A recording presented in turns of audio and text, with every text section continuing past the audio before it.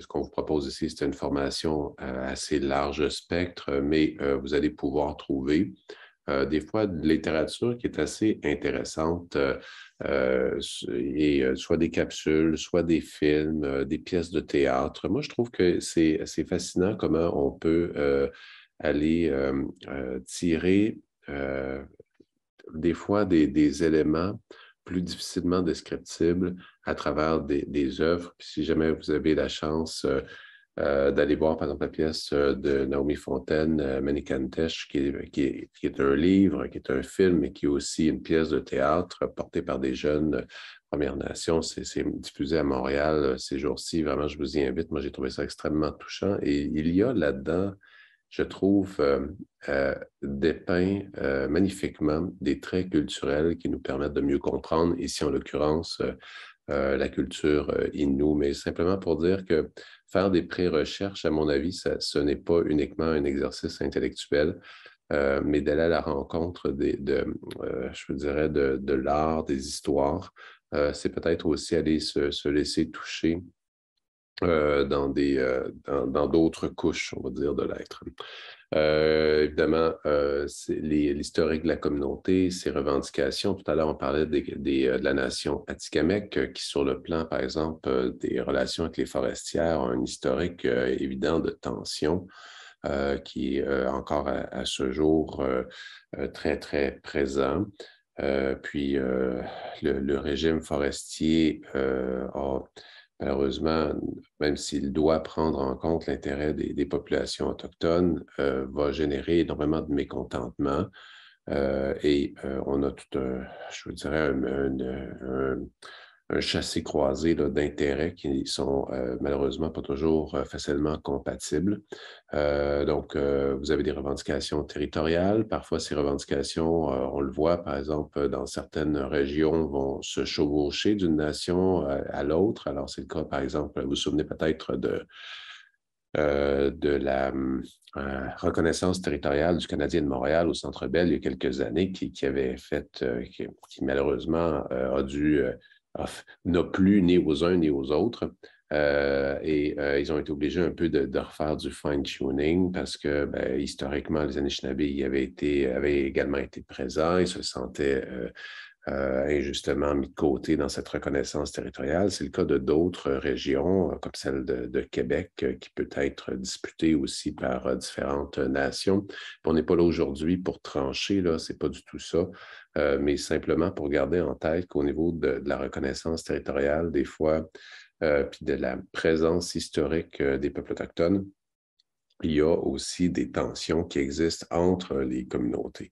Alors peut-être vous allez être appelé éventuellement justement à gérer ce type de tensions. Il peut y avoir, par exemple, des litiges qui sont a priori de nature économique, mais qui se font sur fond de mésentente au niveau des revendications territoriales, c'est-à-dire qu'aujourd'hui, et ça n'a pas beaucoup de sens d'un point de vue, je vous dirais, Première Nation, mais il y a des lignes extrêmement franches qui délimitent parfois les frontières entre des communautés.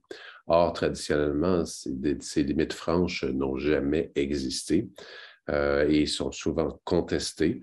Puis vous l'avez vu un petit peu bon, je pense que j'en parle dans la capsule sur le territoire, dans le module 5, sur l'historique aussi qui a mené à ces découpages. Voilà, puis évidemment, gardez en tête, à mon avis, puis je vous souhaiterais sincèrement d'avoir la chance d'apprendre une langue Première Nation ou Inuit. Je sais que c'est un bon défi, puis apparemment, plus on vieillit, pire c'est. Alors, si vous vous sentez encore jeune, je vous invite vraiment à vous dépêcher de vous lancer dans l'aventure parce que c'est un réel défi là, parce que ce sont oui, Lise qui demande si c'est la Journée nationale des langues autochtones demain. C'est demain? Alors, on a le temps de vérifier ça. Merci, Lise. Je pense on va prendre le temps de faire un petit post là-dessus à cette occasion-là demain. Mais c'est vrai que les langues, sont extrêmement différentes des langues indo-européennes. Alors, le français, l'anglais, l'italien, l'espagnol, l'allemand, même le suédois sont des langues qui se ressemblent terriblement d'un point de vue des langues autochtones. Alors, toutes ces langues parlées en Europe ont une structure, malgré bien sûr des différences. Là, quand on plonge dans chacune de ces langues, on voit bien à quel point elles sont différentes, mais si on veut, on part de très, si on veut, la distance à parcourir en termes de construction de la réalité dans les langues autochtones sont très loin. Puis j'en profite pour faire un clin d'œil avec une des questions qui avait été posée là, au tout début de la rencontre au sujet de la culture du travail. Si je me souviens bien, justement par Lise. Le mot obéir, par exemple, le verbe obéir n'existe pas dans la plupart des langues autochtones ici. Alors, ça donne un peu une idée de justement de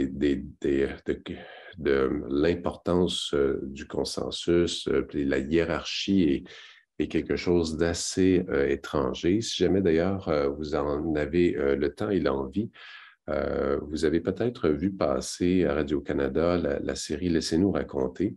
Parallèlement au projet Laissez-nous raconter, il y avait une série de podcasts, 11 mots à décoloniser. Et parmi ces 11 mots à décoloniser, il y avait Pocahontas, Indian Time, le mot découverte, qu'aujourd'hui même, on a vu l'Église finalement répudier. Qui est pas découverte, mais c'était le terrain nullius. C'était quoi encore? La doctrine de la découverte. La doctrine de la découverte. Donc, comme si ces territoires étaient vierges. Et puis, c'était un peu... il savait que... C'est pas tant qu'il ne savait pas qu'il y avait des humains ici, mais c'est que nous étions considérés comme une partie prenante de la faune. Alors, on était comme d'ailleurs, je ne sais pas si je le mentionne dans les capsules, mais pendant un certain nombre d'années, les affaires autochtones au fédéral relevaient des ressources naturelles. Alors, j'ai toujours trouvé ça assez fascinant. Donc, pour moi, il y a parmi les mots donc, à décoloniser dans ce podcast-là, 11 mots l'histoire crochée, 11 mots à décoloniser. Je vous invite à aller écouter celui sur le mot obéir. Vous allez probablement aller chercher un certain nombre d'éléments là-dedans pour vous permettre de saisir, parce qu'il y a plein de gens qui interviennent de différentes nations sur justement les dynamiques de pouvoir. Dans le milieu de travail, on ne peut pas, si on veut, là, avoir une approche managériale à l'égard des employés Premières Nations qui serait trop directive. Ça demande un peu, il y a une espèce de logique de respect, de reconnaissance d'une certaine façon de la liberté, de la souveraineté de l'autre. Alors, on voit souvent des espèces de clash là, où tu as le patron qui donne l'ordre à l'employé Première Nation de faire ceci ou faire cela, puis l'employé Première Nation ne dira rien, mais il ne rentrera juste plus travailler. Fin de l'aventure. Il est parti. Alors, on a évité la confrontation complètement. Il n'y a pas eu une confrontation directe, mais il y a eu très clairement une mésentente. Voilà. Je ne sais pas si Edith, n'hésite pas à bondir dans la mêlée. C'est ça, comme je suis animateur, je ne peux pas lever ma main apparemment. Là, donc Mais là, physiquement, tu es juste à côté de moi. Là, je vais te voir. C'est bon, mais c'est ça, je voulais juste ajouter là, par rapport aux langues, c'est sûr que c'est impossible là, même d'acquérir les bases dans toutes les langues autochtones au Québec, mais par contre, d'un point de vue de médiation, ça peut être vraiment utile de poser des questions. C'est pas toutes les communautés qui ont des locuteurs abondants. Il ne faut pas prendre pour acquis aussi que parce qu'on est dans une communauté autochtone, les gens parlent nécessairement leur langue autochtone. Donc là, c'est sûr qu'il faut faire attention parce que les gens peuvent même se sentir coupables des fois d'avoir perdu l'usage de la langue autochtone. Par contre, dans des milieux où la langue est en revitalisation, où que la langue est très présente et parlée par les gens qui sont dans votre groupe, des fois, c'est une manière de dénouer des impasses complètement. Parce que quand on a des concepts qui sont très abstraits, comme par exemple co-direction ou co-gestion, puis ça ne veut pas dire grand-chose, puis que là, on essaie de déterminer qui fait quoi ou qui a outrepassé un peu ses permissions. Des fois, se poser la question dans une langue autochtone, qu'est-ce que ça veut dire? Ça peut vraiment nous aider. Puis j'ai des exemples là-dedans. Je me souviens, des fois en négociation, on aboutissait à créer une structure de gouvernance. Puis pour être certaine que tout le monde comprenait c'était quoi la portée du mandat de ce groupe de travail-là, plutôt que de l'appeler comité aviseur, par exemple, on allait l'appeler, on allait lui donner un nom dans la langue autochtone qui expliquait ce que ça veut dire. Puis j'ai un cas en tête où c'était ça, c'était un comité de cogestion qu'on a nommé là, dans la langue Wolastoqiyik, puis ça voulait dire littéralement le comité qui s'occupe de faire respecter ce dont on a convenu ensemble. Donc là, ça ne peut pas être plus clair que ça. C'est beaucoup plus clair de le nommer comme ça, puis de le décrire après ça en français et en anglais s'il faut. Comme ça, on comprend vraiment c'est quoi la portée. Donc, ça peut arriver que d'utiliser les mots et de voir, même juste d'avoir la réflexion dans votre langue, comment ce concept-là, vous l'expliquez, vous le traduisez, parce que c'est vrai, là, la langue française, la langue anglaise et les langues autochtones sont tellement éloignées que nous, en français, on a l'habitude de travailler dans une langue qui est très conceptuelle, alors que les langues autochtones sont vraiment dans l'action et imagées. Donc, c'est souvent vraiment utile de ramener ça du point de vue des langues autochtones. Merci, Edith. On passerait peut-être à l'autre diapo. Là, je vois que les minutes filent, puis on a encore pas mal de contenu. Évidemment, au niveau, la relation territoire, on en a parlé beaucoup. Je pense que vous avez saisi à quel point il y a une sorte d'importance capitale, centrale, c'est viscéral, c'est difficile même de rendre l'intimité du lien que les gens ressentent par rapport au territoire. Mais je le mentionne pour ne jamais, si on veut, là, en diminuer l'importance dans les échanges et dans les conflits lorsqu'ils doivent être résolus. Toutes les Premières Nations, en termes de contexte juridique, là, je l'ai mentionné dans les capsules, puis ça, c'est quand même assez complexe là, au niveau de la loi sur les Indiens. D'abord, elle n'est pas appliquée auprès de toutes les Premières Nations inuites. D'abord, les Inuits n'ont jamais eu à subir la loi sur les Indiens pour les raisons que j'ai explicitées dans les capsules. Mais même parmi les Premières Nations, au Québec, il y a 2 nations qui ne sont plus sous la loi sur les Indiens. J'en ai fait mention également. Ce sont les Cris et les Naskapi, qui, en devenant signataires des conventions de la baie James et de la Convention du Nord-Est, sont sortis de la loi sur les Indiens. Actuellement, puis je pense que c'est à suivre dans l'actualité, on verra dans les prochains mois et dans les prochaines années, mais d'autres nations pourraient être éventuellement signataires de traités de même nature que la Convention de la baie James. Par exemple, certaines communautés Innu sont avancées dans le processus de négociation d'un traité, puis pourraient soumettre ce traité-là d'ici 2025 peut-être là, à leur population. Alors évidemment, tout ça est à suivre dans les prochains mois. Si vous écoutez ce contenu en différé, vous en savez déjà probablement plus que nous à l'heure actuelle, mais sachez qu'en ce moment, ce sont vraiment des discussions très active, là. Alors, éventuellement, ça va faire en sorte que ces communautés-là, puis il y a d'autres nations qui sont aussi en négociation, ça pourrait éventuellement amener à créer un contexte juridique tout à fait particulier aussi pour ces nations signataires. Vous l'avez vu aussi, bon, la loi sur les Indiens fait en sorte d'apporter je dirais, un certain nombre de contraintes et qui génèrent aussi souvent des différends. puis des difficultés, parmi, j'en ai parlé dans les contenus de capsules, par exemple, parmi les mesures, certaines dispositions de la loi sur les Indiens qui font en sorte que, par exemple, que il y a une insaisissabilité des Premières Nations sur communauté. Ça rend beaucoup plus difficile l'accès au crédit et ça fait en sorte souvent de devoir faire intervenir le conseil de bande qui va agir, qui va venir endosser des prêts. Mais imaginez là, que vous deviez, pour votre business ou vos besoins, aller demander que le maire de la municipalité chez vous endosse votre prêt. Ça amène bien sûr toutes sortes de dynamiques, là. Alors, ça, c'est parmi les obstacles, les difficultés. Parmi les conflits aussi qui émergent souvent, ce sont sur les enjeux de fiscalité qui opposent souvent les entreprises avec Revenu Québec, principalement ici, et sur l'interprétation, là. Mais sachez que, par exemple, d'ailleurs, c'est une des raisons pour lesquelles beaucoup d'entreprises autochtones vont choisir une forme juridique. Beaucoup d'entreprises Premières Nations vont choisir une forme juridique d'entreprise individuelle plutôt que d'incorporation.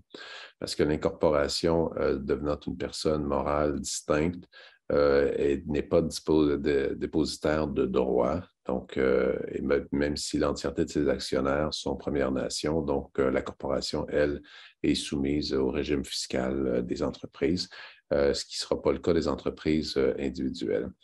Alors, donc, je vous mentionne ça parce qu'à mon avis, ce sont quand même des éléments là, qui vont être importants dans la lecture là, des dynamiques économiques. Mais si vous avez des entreprises, par contre, justement, dont les conseils de bande sont les seules entités qui ne sont pas des individus, mais qui sont considérés être, si on veut, porteurs de droits.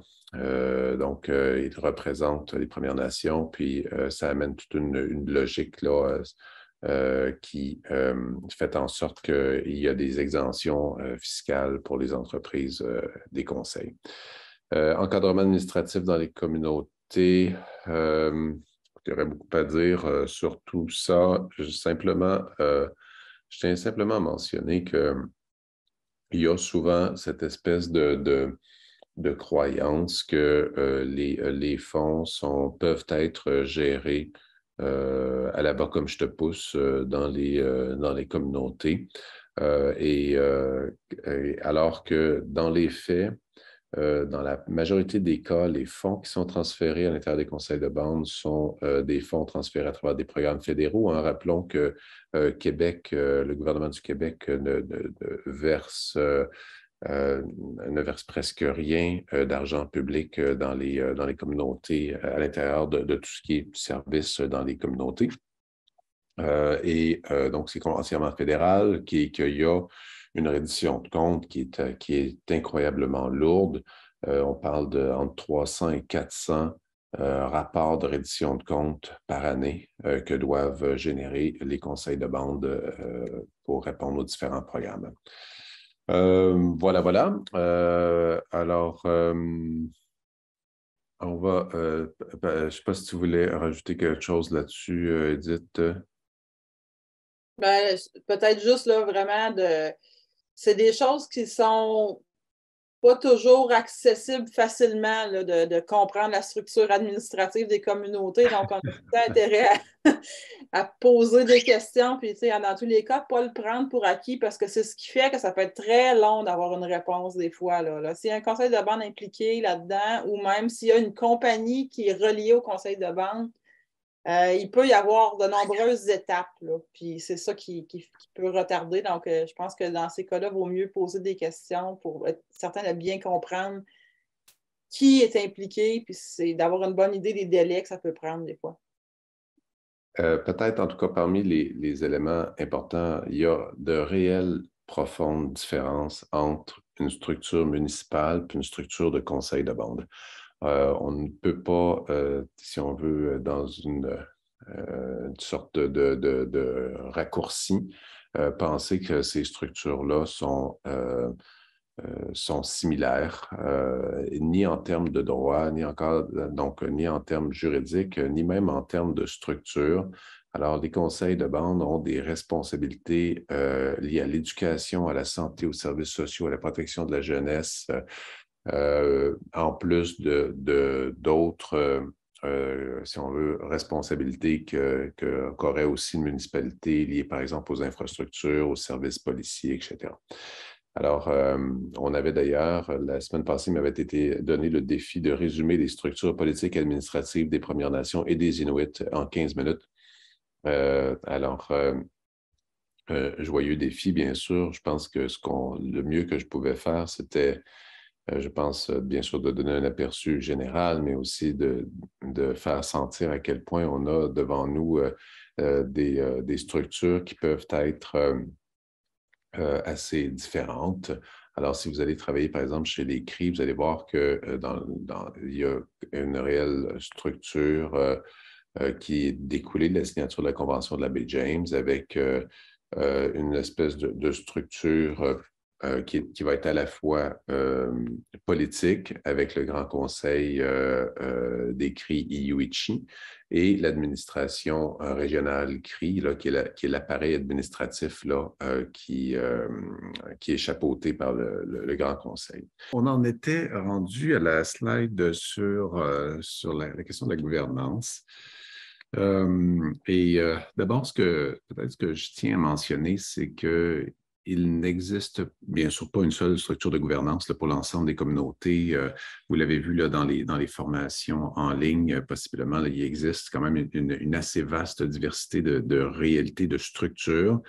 À la fois politique et administrative, dépendamment des communautés, à savoir si elles sont encore sous la loi sur les Indiens, si elles sont signataires d'ententes telles que la Convention de la baie James ou la Convention du Nord-Est. Ce sont des communautés inuites, ce sont encore, même bien qu'elles soient au Québec signataires de la Convention de la baie James, ce ne sont pas des territoires de réserve, ce sont des villages nordiques et dont les élus sont des maires et des conseillers de villages nordiques. Alors encore là, on est complètement dans des structures qui sont différentes. La plupart du temps, ces organisations-là ont parallèlement des corporations qui travaillent au niveau économique. Alors, quand on dresse le portrait de l'ensemble des acteurs économiques à l'intérieur des communautés, vous avez différents modèles qui sont là. Chez les Inuits, par exemple, le modèle coopératif est très présent. On le voit émerger dans d'autres communautés, d'autres nations. Je pense ici, par exemple, aux Atikamekw, alors où ce modèle d'économie sociale résonne assez bien, je dirais, avec la vision et le rôle de l'économie à l'intérieur de la communauté avec une plus grande équité en termes de voix dans la gouvernance. Alors, évidemment, bon, même si une coopérative est une entreprise privée, un des membres ne pourrait avoir un poids plus grand dans les processus décisionnels. Alors, alors un membre, un vote, cette logique-là comme résonne assez bien avec ce que sont les valeurs et les visions du monde autochtones en général. Maintenant, parallèlement, donc, vous avez aussi des entreprises privées, vous avez parfois des corporations dont l'unique propriétaire est le conseil de bande. Ces corporations-là vont jouer différents rôles dans le développement économique et éventuellement, si vous êtes appelé justement à faire de la médiation en cas de litige, parfois ce sont ces organisations-là là, qui relèvent du conseil de bande ou en tout cas des structures politiques des structures politiques des Premières Nations inuites là, qui sont prises à partie dans ces litiges-là. Alors, et c'est important, je pense, de le garder quand même à l'esprit, sachant que Dans les milieux autochtones, tout le monde se connaît, là. Ce sont des très petits milieux. On est toujours le cousin ou la tante ou le neveu des gens autour. Alors, ça amène toutes sortes de défis. Ça a des avantages, mais ça a aussi je vous dirais, des inconvénients, à savoir que on se retrouve il y a souvent dans des situations où il y a un passif, il y a des conflits internes à l'intérieur des organisations qui, des fois, dépassent la situation immédiate d'un conflit et qui vient pourtant, je vous dirais, teinter euh, la façon dont on va devoir aussi comprendre donc la situation, mais aussi dont on va devoir imaginer les solutions. Des fois, j'ai vu des conflits dans des communautés qui, de toute évidence, s'ancraient sur 2, 3 générations de conflits entre des clans familiaux. Puis ça se manifestait momentanément à travers une telle situation, mais derrière tout ça, de toute évidence, là, c'était les racines du conflit, elles étaient beaucoup plus profondes que ce qui, en surface, là, apparaissait. Alors, ça m'amène d'ailleurs à un autre point qui est celui des structures de gouvernance parallèles qui existent. Parce que, de toute évidence, les conseils de bande, comme vous l'avez vu dans les contenus des présentations, ne sont pas des structures politiques traditionnelles. Ce sont vraiment des structures qui ont été mises en place par la loi sur les Indiens et qui, en tout cas, dans de nombreuses dimensions, ne correspondaient pas et souvent ne correspondent toujours pas à la façon dont je vous dirais, les décisions étaient prises traditionnellement. Alors, dans certains cas, il y a des communautés où les conseils de bande sont des structures, je vous dirais, euh, qui, qui sont acceptées par la population. Dans d'autres, vous allez voir des portions importantes de la population continuer de remettre en cause la légitimité même des conseils. Ce qui ne veut pas dire que je pense que ces structures-là ne sont pas, comment dire, souvent c'est que ces structures-là restent des structures incontournables à l'intérieur des communautés. Mais on voit apparaître, c'est-à-dire on a vu subsister souvent des structures parallèles traditionnelles, soit des structures de gouvernance donc traditionnelles comme les longhouse dans certaines communautés Kanien'kehá:ka, les communautés Mohawk. On a eu ici des systèmes de chefferie traditionnels, héréditaires. Alors, vous avez une sorte je vous dirais, de structures parallèles et des fois, elles continuent d'exister, mais restent, je vous dirais, assez difficiles à observer, surtout quand on est un nouveau joueur qui arrive dans ces milieux-là. Ça prend du temps avant d'arriver à avoir une compréhension de l'ensemble je vous dirais, des acteurs de pouvoir à l'intérieur des communautés. Mais vous devez, dans certains cas, puis c'est pas évident non plus pour vous quand vous arrivez nouvellement dans une communauté de poser ces questions-là. Avant notre rencontre, il y avait quelqu'un parmi vous là, qui me demandait un peu quels sont les grands traits des unes et des autres cultures. On aimerait bien d'ailleurs pouvoir vous offrir dans les toutes prochaines années des capsules d'approfondissement sur chacune des nations et sur les communautés qui les composent pour vous permettre d'avoir une espèce de lecture plus approfondie. Mais c'est un des défis. Là, à chaque fois, il faut un peu prendre le temps de comprendre la configuration de chacune des communautés, même si deux communautés qui peuvent appartenir à une même nation, mais avoir des réalités qui sont fort différentes. Dépendamment parce que dans certains cas, je pense par exemple à la nation Innu ou à la nation Cri ou même Anishinaabe, les communautés peuvent, dans certains cas, être à des heures et des heures et des heures de route, voire d'avion, de bateau. Alors, par exemple, entre ma communauté, Mashtiwiatch, et pour rester au Québec, la communauté de Pakwashipi, parce qu'il y a quand même 2 communautés Innu au Labrador. Pour se rendre à Pakwashipu, c'est certainement une journée de déplacement complète là, pour arriver dans cette communauté-là. Puis effectivement, vous savez, des différences évidentes dans le mode de vie, dans le rapport au monde, ce que sont les conditions socio-économiques, l'histoire même de la communauté peut être fort différente. Ses relations, en l'occurrence, avec Saint-Augustin, qui est juste l'autre côté de la rivière Saint-Augustin, la rivière Paqua, comparativement à Mashtiwiatch.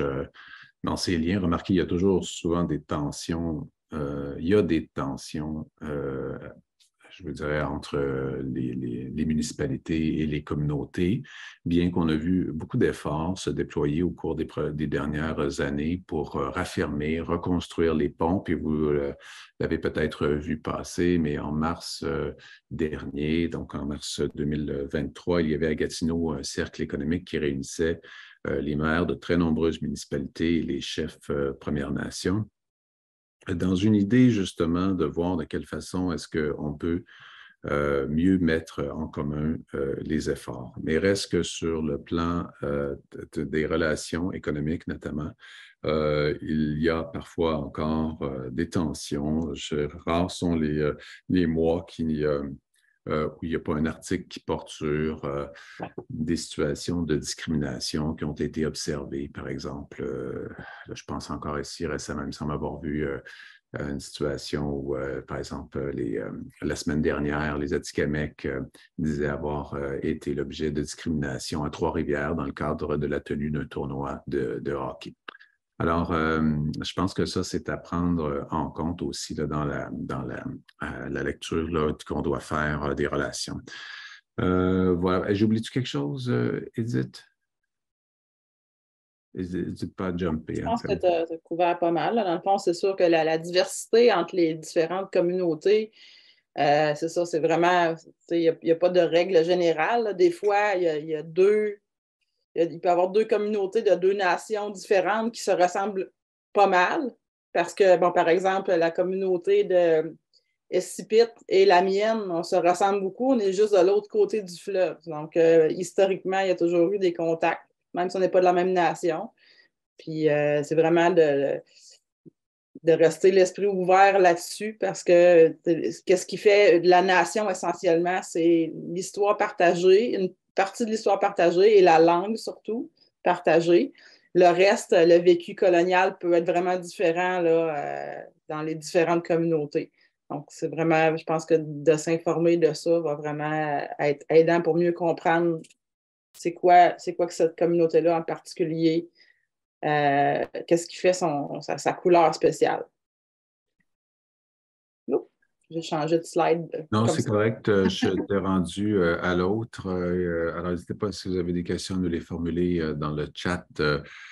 Mais peut-être au niveau, bon, ça va être c'est un défi, hein, je pense, sincèrement, d'agir comme dans une logique de médiation entre acteurs Premières Nations ou Inuits ou entre Premières Nations Inuits et Québécois. Puis, c'est un peu, je veux dire, si je vous invitais à aller, par exemple, agir à titre de médiateur dans un conflit qui oppose 2 personnes, 2 groupes, 2 entreprises au Japon, même si vous parlez un peu le japonais, vous allez vous sentir probablement vous aventurer dans une peut-être hors de votre zone de confort. Alors, je pense qu'il faut, puis je ne sais pas, puis non, je tiens à souligner, puis à remercier votre intérêt pour les questions Premières Nations, mais à mon avis, c'est un défi que justement d'aller à la rencontre, d'aller chercher à faciliter justement faciliter la résolution de conflits, de litiges, de différends qui peuvent exister au sein des Premières Nations. Puis on essaie de vous outiller le plus qu'on peut à travers ça, mais il y a plein de choses, par exemple au niveau du non-verbal, qui peuvent être différents. Si on compare dans la culture occidentale au sens large. Je pense que j'avais parlé la dernière fois de l'utilisation du silence. Est-ce que j'avais mentionné ça? Je me souviens plus si j'avais parlé du silence, mais du simple fait qu'au niveau souvent, puisqu'il est souvent, si on veut, mal vu ou impoli de dire frontalement non, on préfère ne rien répondre que de dire non directement. C'est vrai pour certaines nations, c'est moins vrai pour d'autres qui sont plus qui peut-être historiquement, pour d'autres raisons, n'auront pas de souci là, à verbaliser leur refus. Mais ça va être important, je pense, d'avoir cette lecture-là. Le silence n'égale pas consentement. De même avec les regards, pour différentes raisons, des fois, les gens ne voudront pas regarder dans les yeux pour différentes raisons, ce qui n'est pas toujours vrai, mais ce qu'on observe, c'est que s'il y a certaines Premières Nations qui ne voudront pas trop confronter en fixant le regard, et des fois, ça amène une sorte de ça pourrait apporter une sorte de doute sur, on va dire, sur l'honnêteté ou la transparence de la personne parce qu'elle ne nous regarde pas, mais ça ne veut pas dire ça du tout. Alors, il y a vraiment, il y a toutes sortes de raisons, je pense, qui peuvent expliquer pourquoi on ne voudrait pas regarder dans les yeux. Mais je vous invite en tout cas à la prudence dans l'interprétation que vous pourriez faire par rapport aux bonnes intentions là, des personnes. Ça peut être simplement encore là pour éviter la confrontation, parce que dans certaines cultures, regarder dans les yeux est extrêmement mal vu, alors que dans d'autres, si vous allez en Inde, par exemple, peut-être en avez-vous déjà eu l'occasion, mais les gens se regardent dans les yeux très fixément, et ce, pendant des minutes. Puis même si vous décidez de tenir le regard, ils n'en seront que plus contents. Donc, c'est assez particulier, mais alors que dans les cultures autochtones, souvent, je dirais que c'est pas nécessairement bien vu que de soutenir le regard comme ça longuement. Aussi, je vous dirais qu'au niveau du formalisme, pour moi, ça, c'est vraiment quelque chose de très important. Vous allez devoir, d'une certaine façon, dans la construction du lien de confiance, puis là, ce n'est pas évident ici parce que vous allez peut-être vouloir rester neutre dans votre position, mais d'un autre côté, vous allez, pour être capable de construire le lien de confiance nécessaire pour qu'on puisse, d'une certaine façon, créer cette espèce de zone de confiance où on nourrit l'espoir qu'on puisse s'asseoir et s'entendre. Ça demande d'une certaine façon de pouvoir faire confiance au médiateur. Et ce lien de confiance-là, à mon avis, vous partez avec 2 strikes déjà en partant. Donc, vous connaissez l'expression au baseball, là, vous avez 2 prises.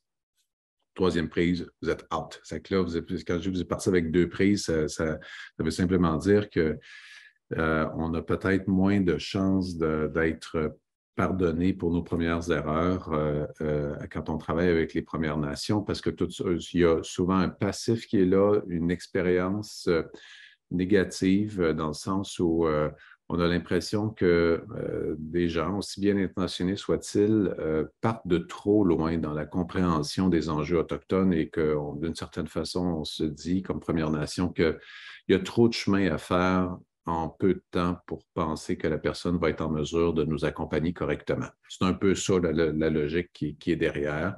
Alors, c'est pour ça que je vous dis, ça vaut la peine de se renseigner. Bon, vous avez vu nos formations aussi en ligne. Ces formations-là vont très certainement là, vous guider là-dedans. Vous y aurez d'ailleurs encore accès. N'hésitez pas à les revisualiser là, si vous le souhaitez.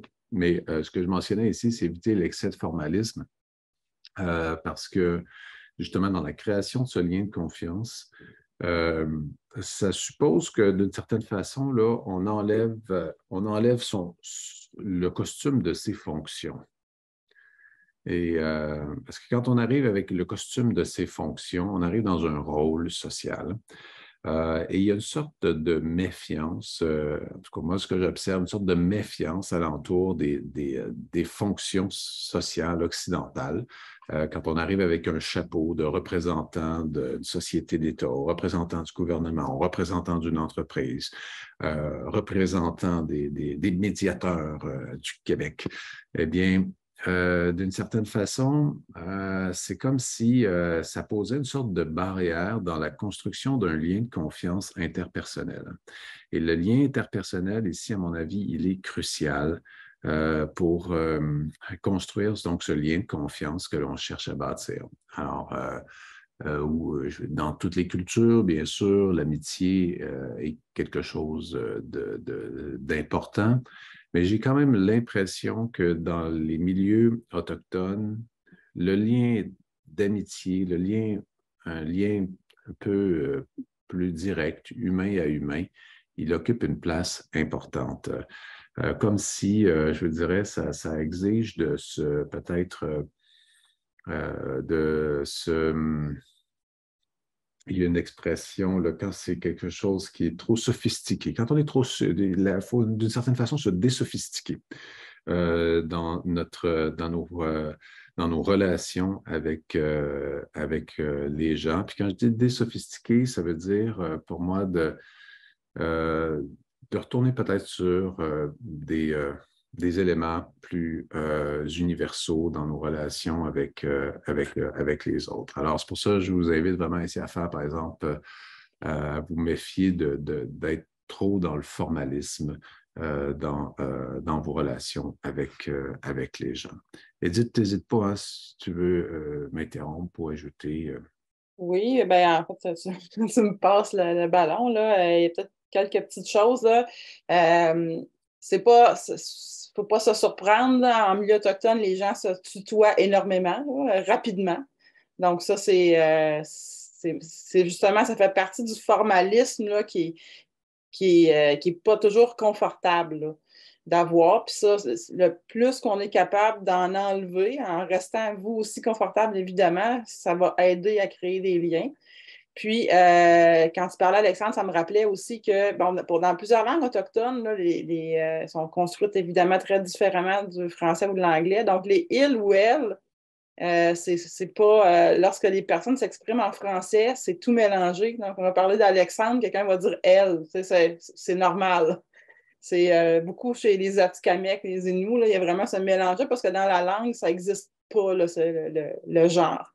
Donc, ça, c'est vraiment quand on le sait, on fait moins un saut, là, mais ça peut être un peu troublant au début. Puis, moi, j'ai travaillé beaucoup en négociation, puis j'avais remarqué des choses qui, moi, me semblaient être des freins à une bonne compréhension mutuelle. Puis, c'est souvent des postures. Des postures physiques là, qui sont vues comme de la confrontation. Là. Et avoir les deux coudes sur la table ou vraiment d'être fermé comme ça. Il n'y a pas d'universel, mais ça, j'ai l'impression que c'est pas très. Ça renforce justement l'idée d'un espèce de formalisme ou d'une supériorité de la personne dans son rôle. De facto, vous allez être perçu comme quelqu'un qui a un titre. Vous êtes tout de suite étiqueté comme quelqu'un qui a potentiellement un rôle d'autorité. C'est ça qui est difficile un petit peu à défaire. Puis, il y a des choses qui se font très fréquemment là, en milieu alloctone, entre autres, de pointer des gens du doigt en parlant. Ça, c'est vraiment à éviter à tout prix, là, parce que ça aussi, c'est vu comme une posture de confrontation. Puis ça, c'est tout à fait anodin, là, j'ai plusieurs nations européennes ou aux États-Unis ou même au Canada, de désigner une personne du doigt, ça se fait. Mais moi, j'ai vu beaucoup, là, dans mon expérience, des mouvements de recul là, quand ça se produit, ça, chez les personnes autochtones. Donc, c'était juste ça que je voulais ajouter. Ah oui, puis là, finalement aussi, on n'interrompt jamais un aîné. Des fois, ça peut être vraiment déconcertant le temps qu'ils peuvent prendre à exprimer un point. Puis, je pense, Alexandre, tu en as fait l'expérience souvent en animant des rencontres avec plusieurs personnes aînées. Même si on est complètement en train de dépasser l'horaire, on n'interrompt jamais un aîné. C'est très, très impoli. Donc, ça, faut le savoir parce que ça peut perturber vos plans, éventuellement. Ben, puis on va revenir tantôt peut-être sur l'Indian Time, justement, puis sur la perception du temps. Et ce dernier point-là est, à mon avis, très, très important, là. C'est-à-dire que si vous deviez choisir entre deux erreurs, entre pointer du doigt ou interrompre un aîné, pointer du doigt, ça va être moins dommageable. D'ailleurs, mais si vous devez pointer, faites-le avec la main ouverte, avec la paume vers le haut, pour désigner quelqu'un comme ça, si vous devez inviter quelqu'un, puis faites-le en invitant. Puis, puis je pense si vous êtes dans une attitude où vous entrez dans une posture de service auprès des gens, ça va être plus facile. Puis parce qu'effectivement, un des dangers, c'est peut-être effectivement d'être perçu dans une posture d'autorité, comme si vous aviez le pouvoir d'une certaine façon de trancher. Vous n'êtes pas juge dans ce cas-ci, puis ça va être important, je pense, de bien le clarifier. Puis peut-être justement puis ça va être et de le dire peut-être nommément que vous êtes dans une posture où vous êtes au service d'eux. Mais à mon avis, ça doit encore plus transparaître dans votre non-verbal. Alors ça, là, c'est vraiment la clé. Votre non-verbal, il va être vraiment, il va faire toute la différence dans la façon dont vous entrez en relation avec les autres. C'est plein, puis il y aurait beaucoup de choses à dire. Tout à l'heure, on parlait juste, c'est vrai que pointer du doigt, puis je pense que c'est vrai pour, pas juste dans les cultures autochtones, mais ça l'est peut-être encore plus là. Ne pas interrompre un aîné, ça, c'est vraiment une gaffe majeure. Ça, c'est un point de non-retour là, dans les questions qui nous étaient posées dans le chat, là, comment on se fait pour se faire éventuellement pardonner. Ça,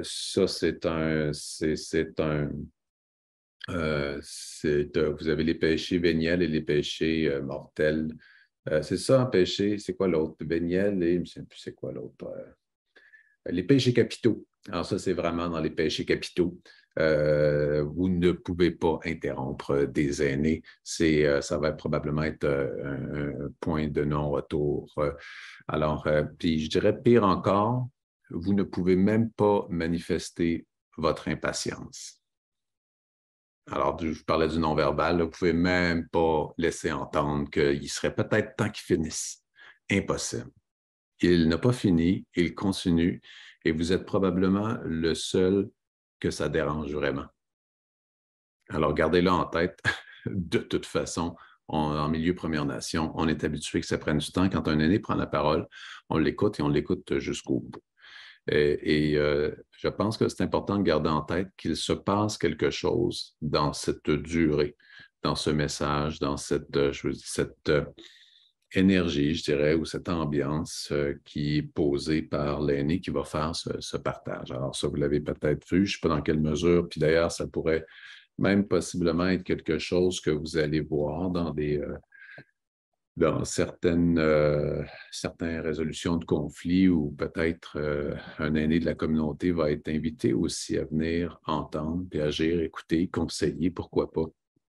Par exemple, on arrive à un point où ça peut, puis même, je pense, ça pourrait carrément être parmi les propositions qui sont faites. Je ne suis pas sûr que ce soit adapté dans toutes les circonstances, puis c'est un peu notre défi aujourd'hui, d'essayer d'une certaine façon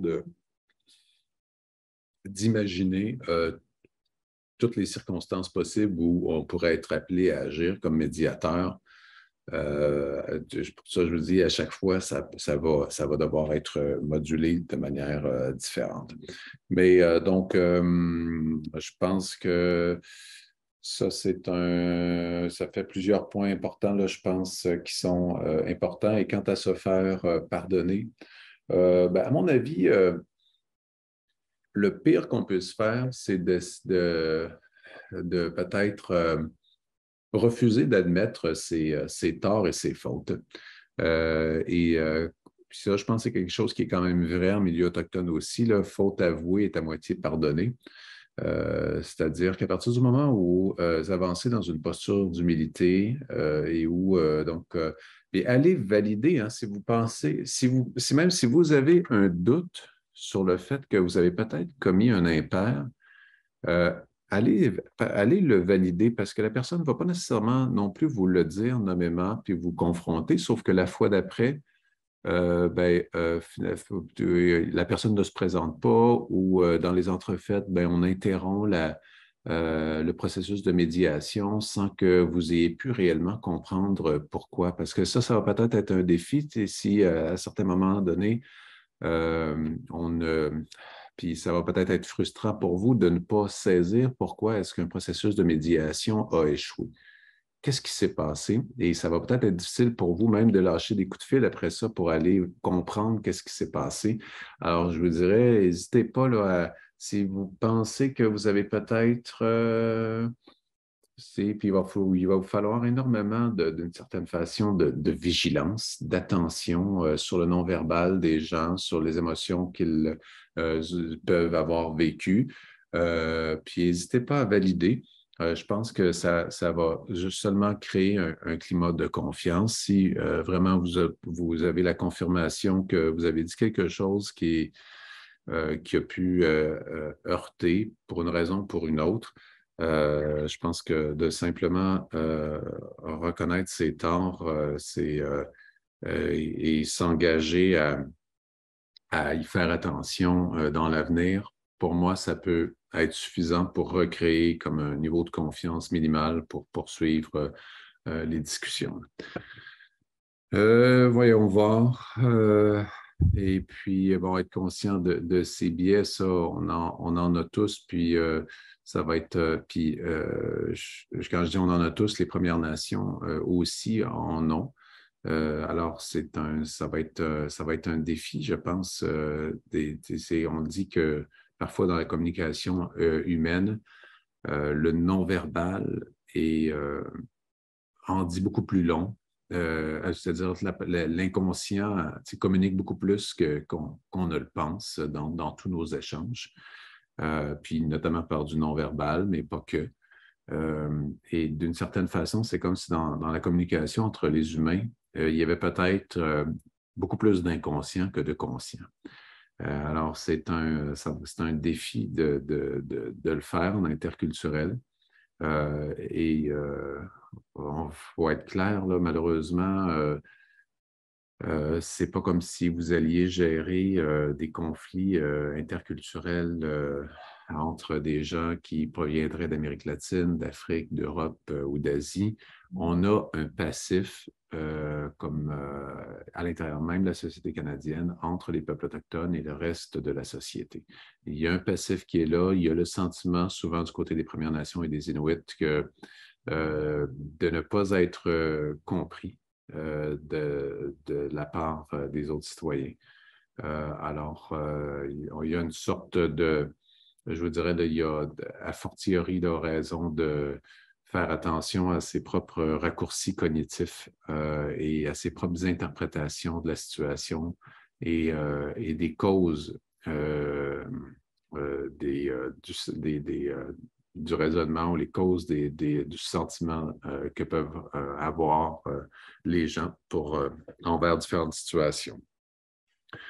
Voilà, on serait, parce que là, je veux quand même filer, on va passer à la prochaine diapo parce que y a une chance qu'on s'est rajouté 1 heure et demie, nous autres, parce que je pense qu'on était on s'est bercé de douces illusions en pensant qu'on serait capable de tout canner dans le temps. Mais de toute façon, puis je pense que vous le sentez, puis c'était peut-être pour moi, s'il y a quelque chose dont je sais que vous prenez des notes, puis que vous écoutez quand même attentivement, puis vous avez vu les contenus, mais c'était aussi pour vous faire sentir à quel point on ne peut pas, sur un coin de table, penser qu'on peut devenir des experts des questions autochtones là, en l'espace de quelques heures de formation. Ça prend du temps, ça prend de l'énergie, ça prend de côtoyer les gens. Puis ça... Alors, voilà. Alors, au niveau des risques de conflits, là, ce qu'on voit beaucoup, c'est des bon, il y a plusieurs situations, on le voit là, puis nous, on a pris le temps aussi d'aller sonder un peu de notre côté qu'est-ce qui était principalement là, les conflits à l'intérieur des milieux autochtones et ce qui sera peut-être ou sera possiblement porté d'accompagner comme médiateur. On a souvent des divergences, des différends au niveau, là, dans le domaine des affaires, là, dans les partenariats entre autochtones et allochtones. Et ça, c'est un défi qui se situe encore là, à mon avis, dans plusieurs dimensions. D'une part, évidemment, la portion interculturelle. Il y a beaucoup d'entrepreneurs qui je pense, travaillent en partenariat avec des allochtones. Certains même sont excellents, mais certains sont nouveaux puis n'arrivent pas tout le temps bien outillés, je pense, pour mesurer l'ampleur du fossé culturel et des défis, je vous dirais, des relations puis de la réconciliation, c'est-à-dire de la reconstruction des ponts entre les Canadiens et les peuples autochtones. Donc, sortant sur les perspectives respectives de compréhension d'un cadre juridique et des gouvernances applicables, il y a souvent une compréhension limitée du côté des acteurs québécois à l'égard de ce qu'est le contexte culturel, politique, économique des Premières Nations ou des Inuits. Des cadres juridiques aussi, là, souvent, qu'on le veuille ou qu'on ne le veuille pas, là, quand on arrive sur réserve, ben, c'est la loi sur les Indiens qui s'applique. Puis je sais que c'est un peu aberrant là, que cette loi-là existe toujours et qu'elle s'appelle toujours la loi sur les Indiens. Saviez-vous que ça a été maintenant démontré que nous ne venons pas d'Inde? Alors, c'était juste comme ça. Mais évidemment, ce contexte ramène toutes sortes de dispositions qui compliquent les choses, notamment, puis parmi les choses, il y a de nombreuses dispositions qui amènent des problématiques. Je te passe la parole, Edith, dans 2 secondes. Je sais que tu penses qu'on vient d'Inde, en fait, mais peut-être très lointainement. Mais parmi les dispositions, à mon avis, les plus problématiques et qui amènent toutes sortes de problèmes, notamment en termes de financement, c'est la règle de cette disposition de la loi sur les Indiens qui fait en sorte d'être insaisissable sur communauté. Alors, vous l'avez vu probablement dans les contenus des capsules vidéo, j'en ai parlé. Alors, comme Première Nation, sur réserve, aucun huissier ne peut venir cogner à votre porte pour saisir vos biens. Vous êtes insaisissable. Alors, ça a l'air peut-être fantastique, bien sûr, a priori, mais ça a la très fâcheuse conséquence que vous ne pouvez, par ailleurs, non plus rien mettre en garantie pour aller chercher des financements. Et ça fait en sorte que souvent, c'est le conseil de bande lui-même qui doit garantir votre prêt. Alors, imaginez qu'il vous faille aller cogner à la mairie et avoir l'accord du maire et des conseillers pour que vous puissiez obtenir personnellement un prêt pour votre entreprise ou votre projet personnel. Alors, vous voyez tout de suite là, comment, dans un contexte où tout le monde se connaît, amener toutes sortes d'enjeux, de défis et de difficultés. Edith. En fait, c'est sur le dernier point, la relation employeur-employé peut être vraiment plus complexe. C'est aussi en raison de la loi sur les Indiens qui impose le modèle de gouvernance du conseil de bande. S'il y a une compagnie qui appartient au conseil de bande ou qui est située sur réserve ou qui n'est pas très loin du conseil de bande, peut même avoir un espèce de double lien entre l'employé est un employé du conseil de bande ou d'une compagnie qui est proche du conseil, mais ça reste que l'employeur est aussi le gouvernement de cette personne-là. Donc, en contexte de relation de travail, par exemple, un employé qui va être suspendu ou qui va être congédié d'une compagnie qui appartient au conseil de bande peut encore se présenter au conseil de bande pour aller chercher des services, là. Donc, il y a tout ça à gérer aussi. Ça fait partie de la proximité à gérer, mais la relation employeur-employé, elle peut vraiment avoir plusieurs couches de complexité. Puis, Alexandre l'a dit, ça, il faut toujours se rappeler que l'information circule énormément. Puis, quand on est de l'extérieur, on a de la misère à se représenter à quel point ça circule vite. Donc, ça, c'est. Prenez pour acquis que tout le monde se connaît, je pense. Tout le monde va le savoir, là. Ça, ça rend ça très particulier là, d'intervenir dans des relations de travail qui impliquent un conseil de bande.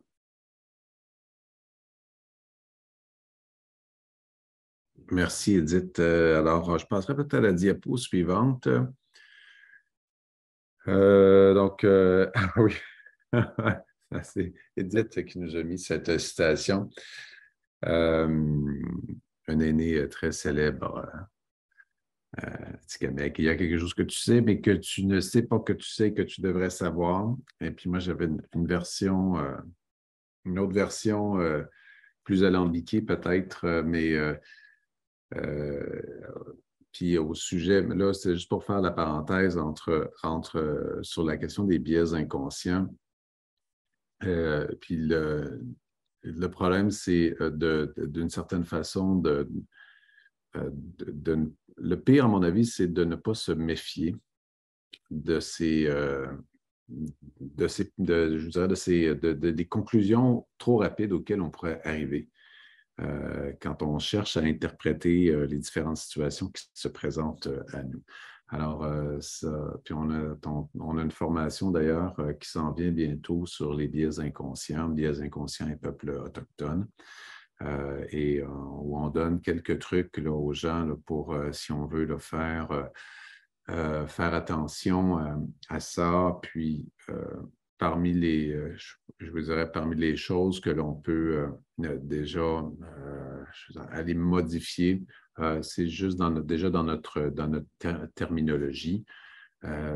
Puis des fois, il ne s'agit pas juste d'utiliser les bons mots, par exemple, dire les Premières Nations et les Inuits, mais imaginez que, par exemple, là, on serait des Inuits dans une communauté qui soit Mashteuiatch ou Uashat-Maliotenam, et on parle des Québécois là, qui habitent tout autour de nous et avec qui nous sommes en relation, puis qu'on dirait, bon, ben, qu'est-ce qu'on fait avec nos Québécois? Alors, si je parlais de nos Québécois, il y aurait vous sentez probablement qu'il y a quelque chose qui cloche. Et l'inverse, je l'entends quand même souvent. Alors, nos Premières Nations, nos Autochtones. Et le simple fait de dire « nos » nous place dans un rapport d'inégalité, proche même à la limite du paternalisme. En tout cas, on n'est vraiment pas dans des rapports égalitaires quand l'autre personne est appropriée par des pronoms personnels comme ça. Alors, ce sont nos Québécois, nos Canadiens. Je pense que c'est un peu comme si les Canadiens disaient, bon, qu'est-ce qu'on fait avec nos Québécois? Alors, voyez un peu là, comment est-ce que ça peut facilement être mal perçu.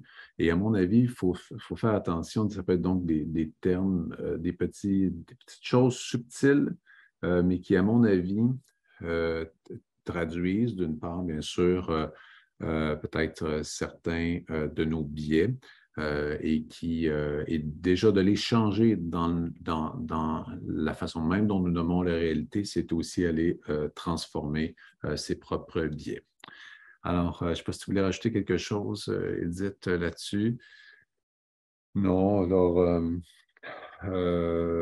clarifier la situation, c'est des choses que j'ai dit tout à l'heure, favoriser les postures qui ne sont pas confrontantes, on en a parlé, ne pas interpréter les silences comme des approbations. En fait, je vous ai déjà tout parlé de ça tout à l'heure, alors si vous permettez, je passe. Juste, Alexandre, pour Oui, revenir sur clarifier les situations, un peu en lien avec la question qui était dans le chat tantôt, là. C'est étonnant comment vous allez avoir plus de réponses en posant une question très, très vague. Parce que, tu sais, dans nos cultures, on est habitué à parler longtemps. Je pense que vous avez remarqué hein, qu'on est quand même bon là-dedans. Là. Puis en posant une question vraiment générale sur est-ce que avez-vous des commentaires là-dessus? Est-ce que ça se passe bien jusqu'à présent? Moi, c'est quelque chose que j'utilise là, abondamment. Puis des fois, j'ai vraiment beaucoup de réponses à mes questions en posant ça, plutôt que de dire est-ce que j'ai fait quelque chose qui vous a déplu? Mais ça, étrangement, même si c'est très précis comme question, ça marche ça pas. peut couper tout, là. C'est rare que la personne autochtone va dire ah oui, tu as dit ça, ça me dérange. Là. Au contraire, il va sûrement avoir un espèce d'évitement qui va se faire là, puis ah non, c'est bon. Fait que c'est ça. Moi, je privilégie beaucoup des questions floues. On aime le flou. On navigue bien dans l'incertitude.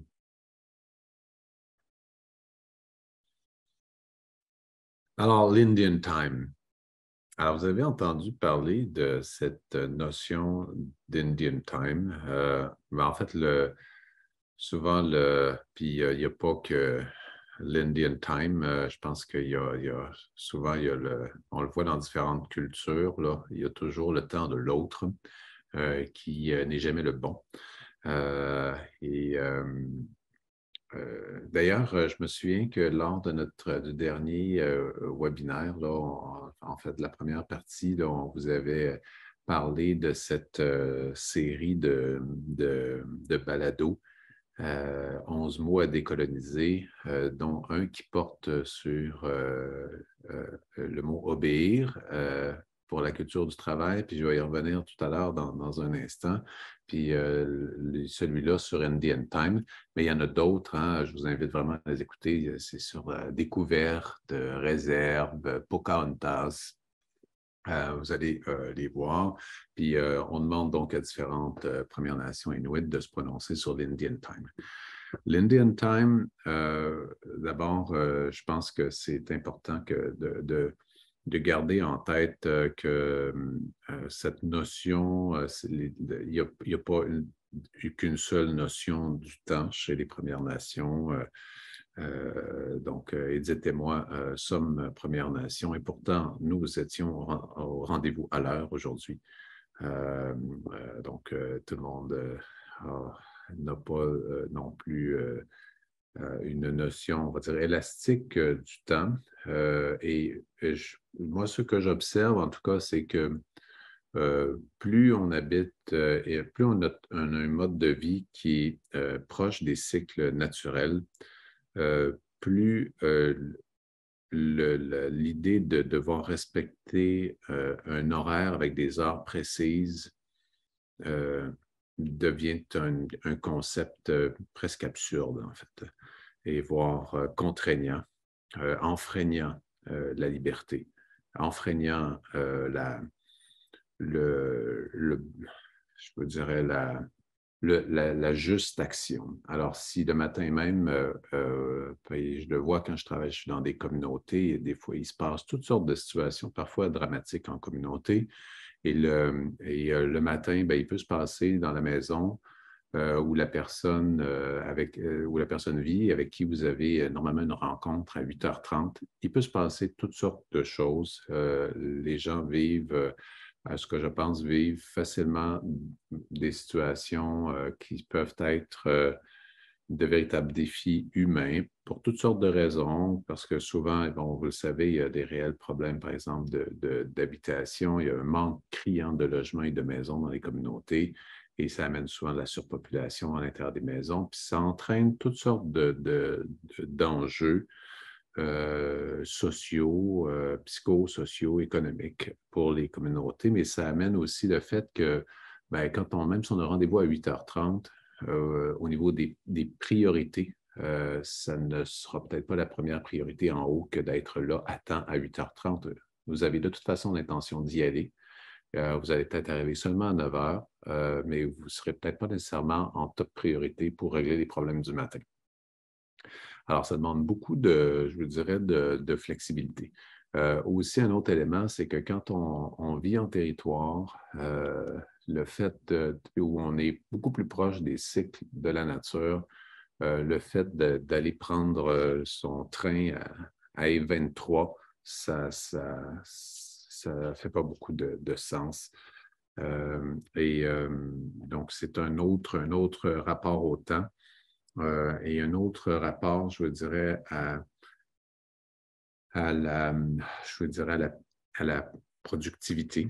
Donc, c'est important de garder en tête, là, je pense, et de respecter ça, et surtout pour vous, personnellement, de ne pas le prendre personnel. Ça, c'est, à mon avis, peut-être le principal danger qui vous guette, c'est de penser que c'est contre vous, que c'est un manque de respect.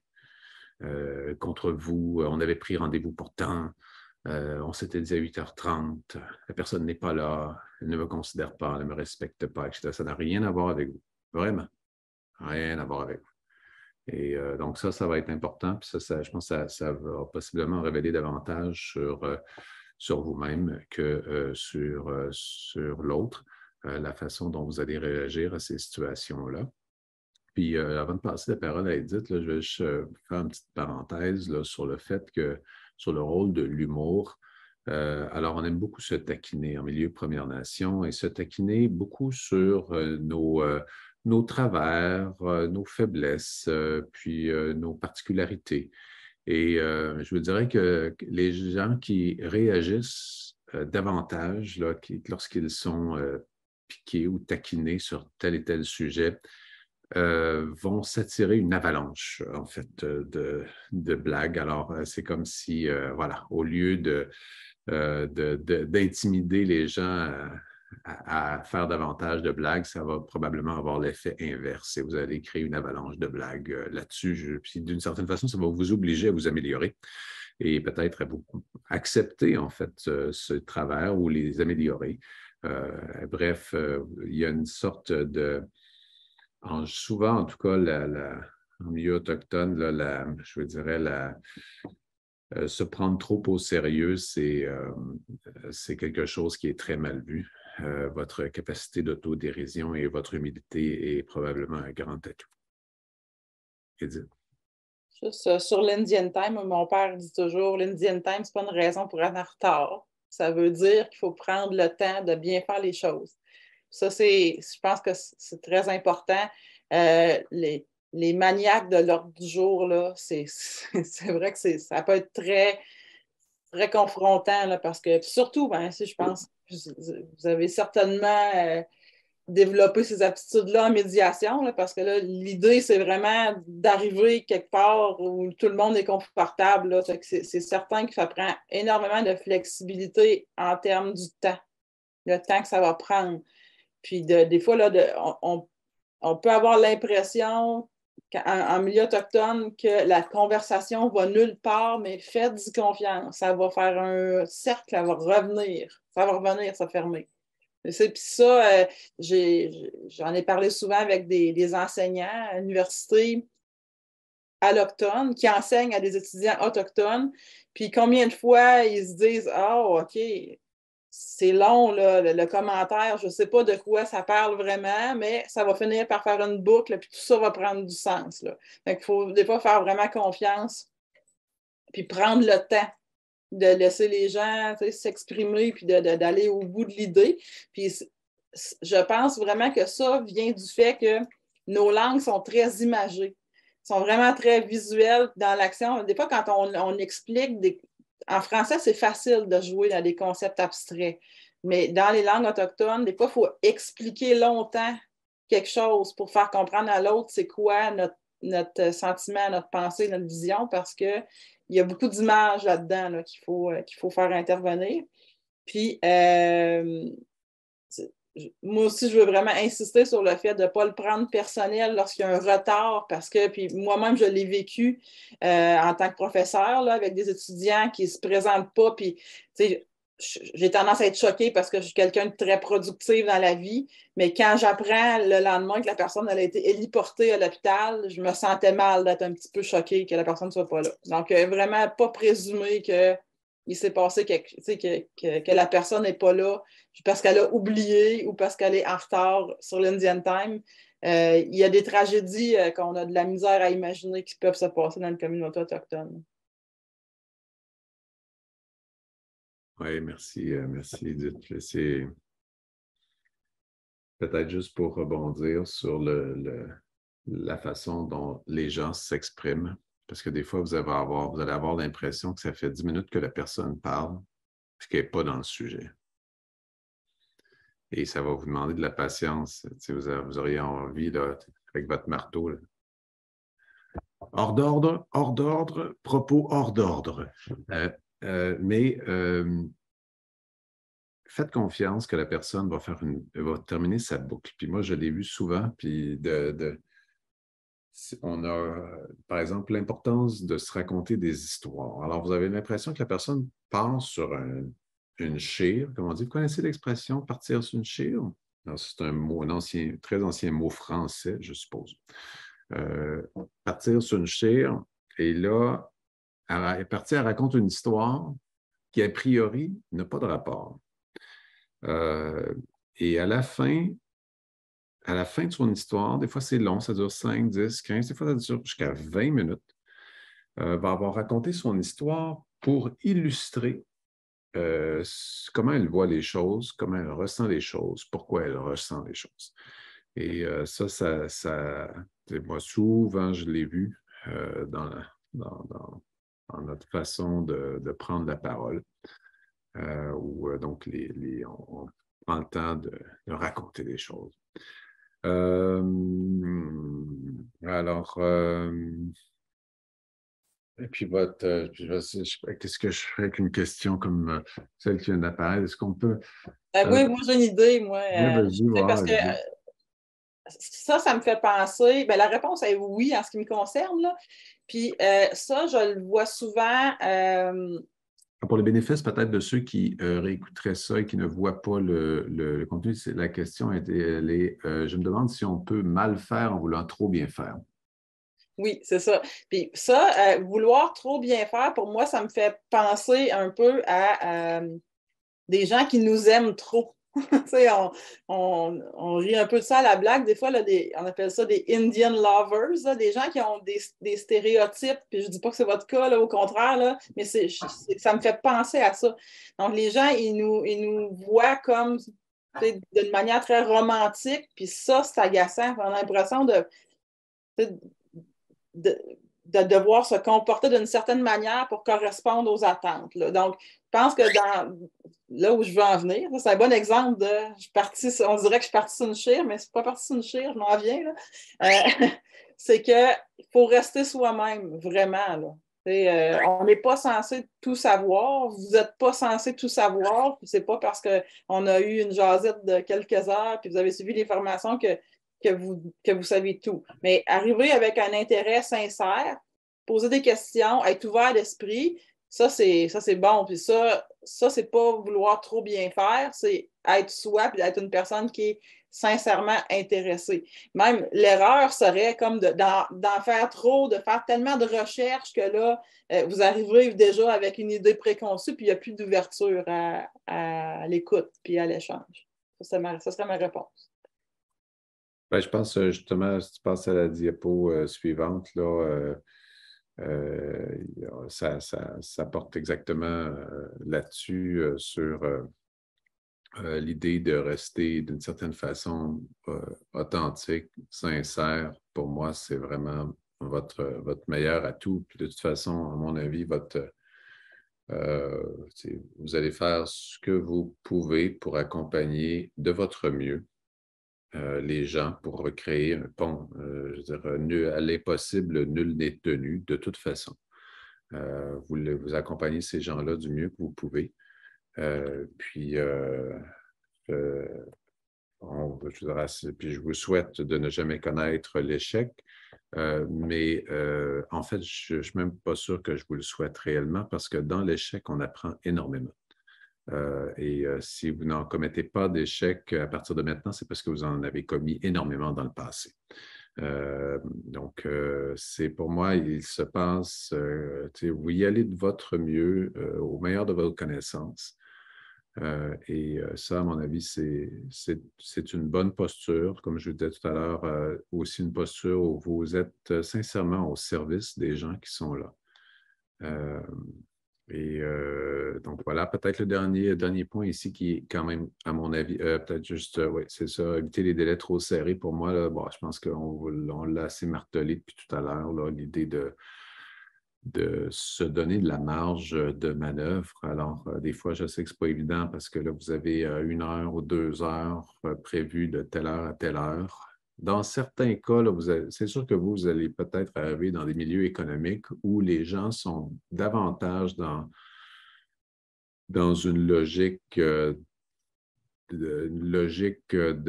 productivité d'une certaine façon parce que, je veux dire, on est les acteurs économiques en milieu Première Nation et Inuit côtoient des milieux économiques souvent occidentaux, en tout cas qui répondent à des normes internationales qui ont placé des normes de productivité extrêmement élevées. Puis le Canada ou l'Occident en général n'est même pas la culture où les normes de productivité sont les plus élevées. Là, si justement on va au Japon, c'est étonnant de voir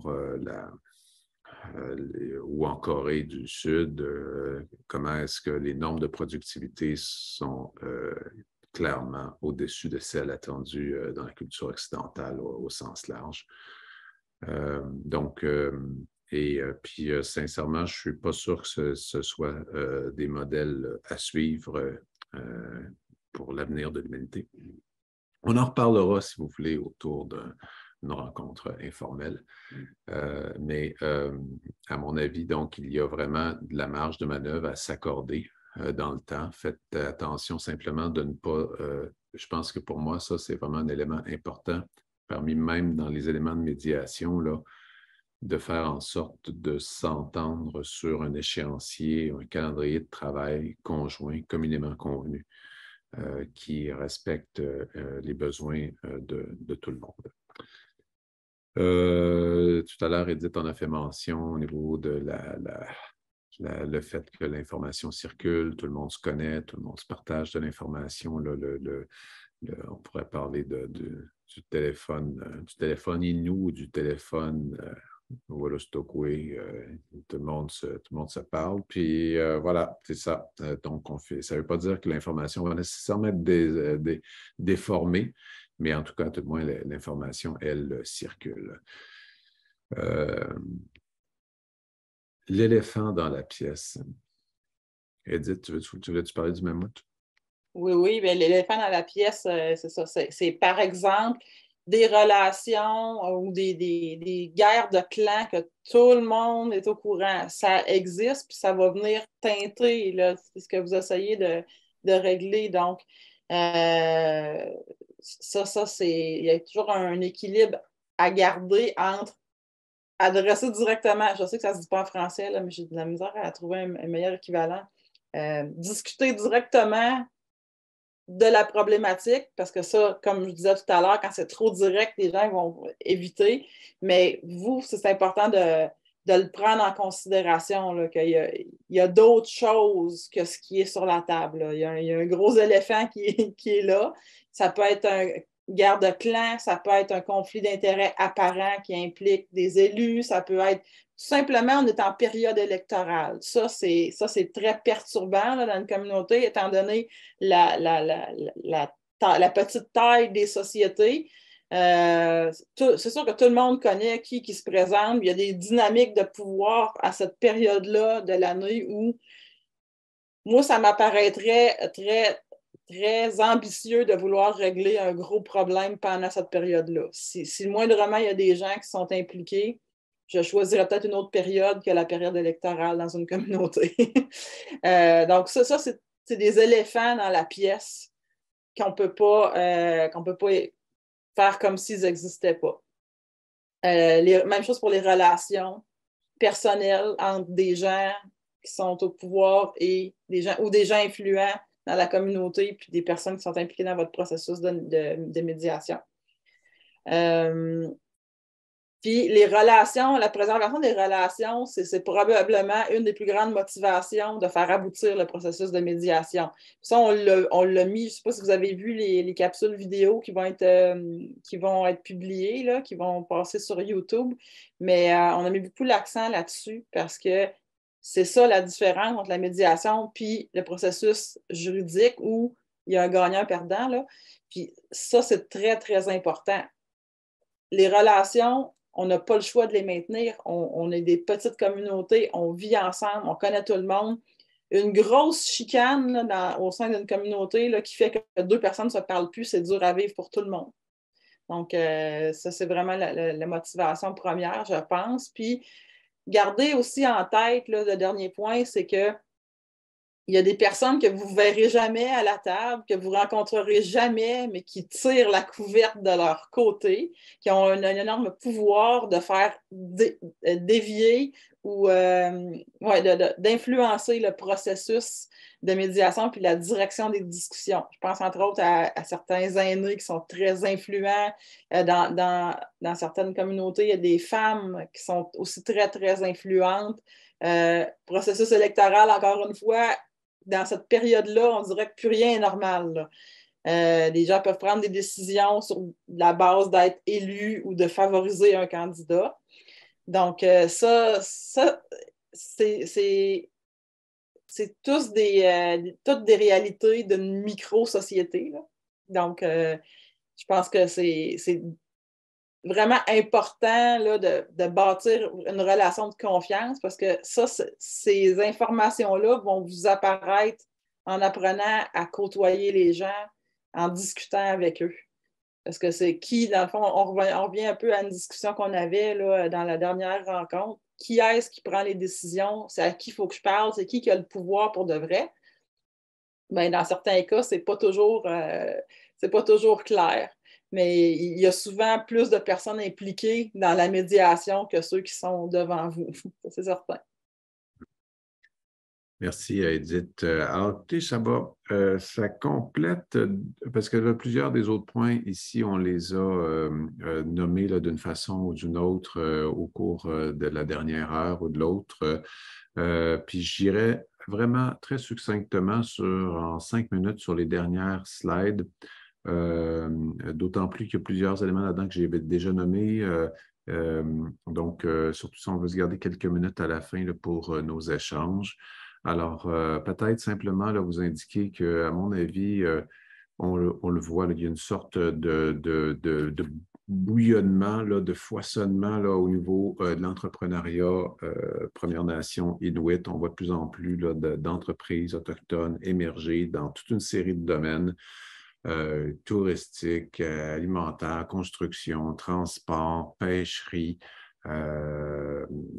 artisanat. Il y a vraiment plein de choses là, qui sont en train on assiste vraiment à une sorte de diversification, mais une intensification de l'activité économique, des activités économiques, puis pas juste là, dans les PME, on commence à voir émerger là, des entreprises autochtones qui sont souvent portées par des conseils de bande, des fois des regroupements de conseils de bande qui se font des gros investissements en capitaux dans des gros projets énergétiques, miniers, forestiers. Alors, je pense que de plus en plus au cours des prochains temps, là, à mon avis, là, il va y avoir de plus en plus de situations dans lesquelles, justement, vous allez être interpellés potentiellement là, comme médiateur. Je pense que ce n'est qu'un début. C'est que je pense que le timing est bon, à mon avis, là, pour proposer ces autres mécanismes de résolution des différends. À la diapo suivante, je vous en ai parlé brièvement, ça tout à l'heure, en plus, les différentes formes d'entrepreneuriat, qu'elles soient portées par le Conseil de bande lui-même ou par des sociétés de développement économique, différentes corporations de développement économique là, qui existent parallèlement au Conseil de bande. Vous avez des entreprises privées, des coopératives. Des fois, c'est des joint ventures entre les conseils de bande, des entrepreneurs privés Premières Nations Inuit et des entrepreneurs allochtones, québécois ou canadiens ou autres. On voit vraiment toutes sortes de structures apparaître.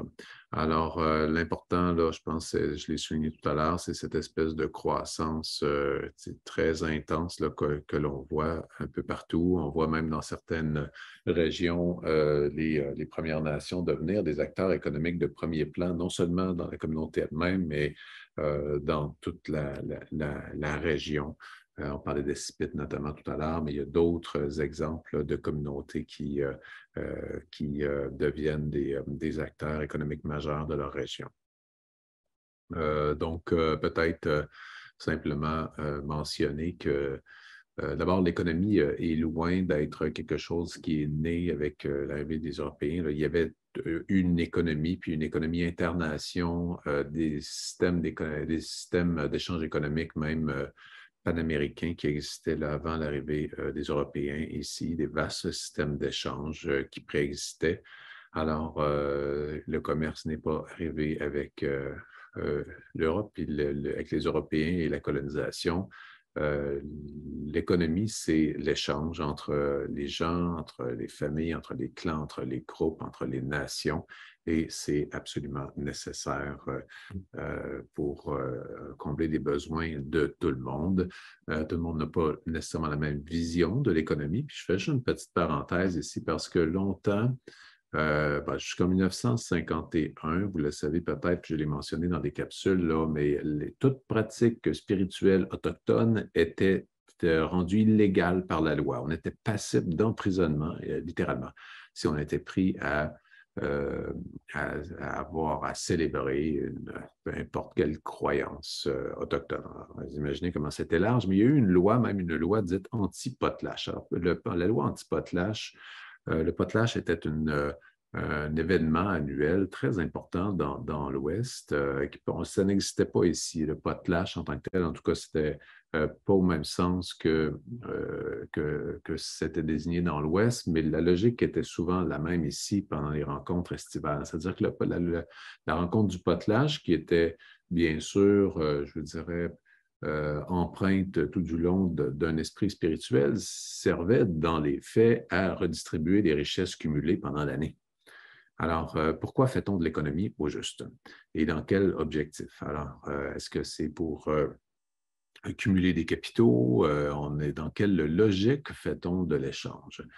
Bien sûr, vous en doutez, souvent dans une logique qui est assez différente de celle qui est actuellement celle que l'on voit prédominer là, à l'échelle non seulement du pays, mais de la planète. Alors souvent, il y a une sorte de décalage entre la vision disons, de l'entrepreneur en milieu autochtone par rapport à celle qu'on pourrait entendre dans la culture québécoise.